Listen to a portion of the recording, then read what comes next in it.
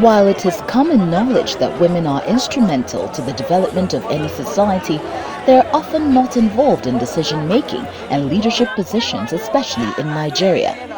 For example, in the just concluded 2019 general elections, the Independent National Electoral Commission (INEC) reports that out of over 20,000 candidates who contested various elections, only 2,970 were women.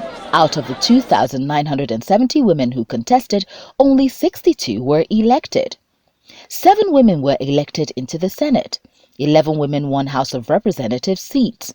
4 women were elected as deputy governors, while 40 women were elected into the 36 state houses of assembly.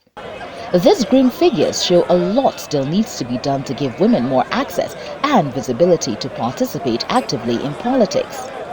The level of engagement of women in the political sector is exceedingly low. You're talking of between 3 to 5% of the politicians in this country in political offices are women. When you look at it, the president is a man, the vice president is a man. You go down into the Senate, the president of the Senate is a man, the deputy president of the Senate is a man. You go down into the House of Assembly, the speaker is a man and the deputy speaker is a man. You go down the chain of food in the leadership positions in the House, you find out it's basically the same thing. You go to the states, all the state governors are men. When you come back into the private sector as well, you find out that the leaders in the private sector are also men. Where you have a sprinkling of women in leadership positions in the private sector, you really don't have women in the chain of command. It is to address the low presence of women in leadership position in all sectors that Nigeria for Democracy organized the 500 Women March and Seminar.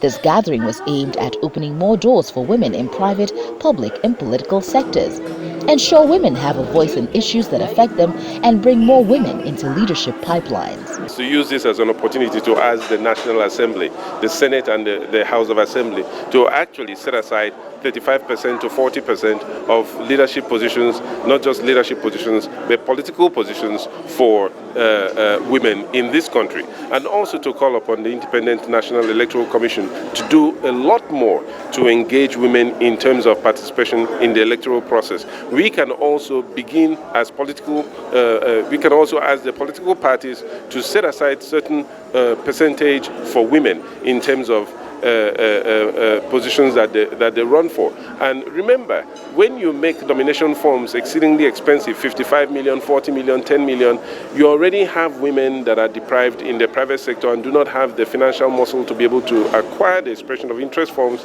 and the nomination forms. The forum also attempted to address other challenges that hinder women from venturing into leadership. We have a lot of challenges, the fact that yes, the women are being second class and all of that, but I think individually you can make it work for yourself. Yes, especially in Nigeria where we don't take our health serious.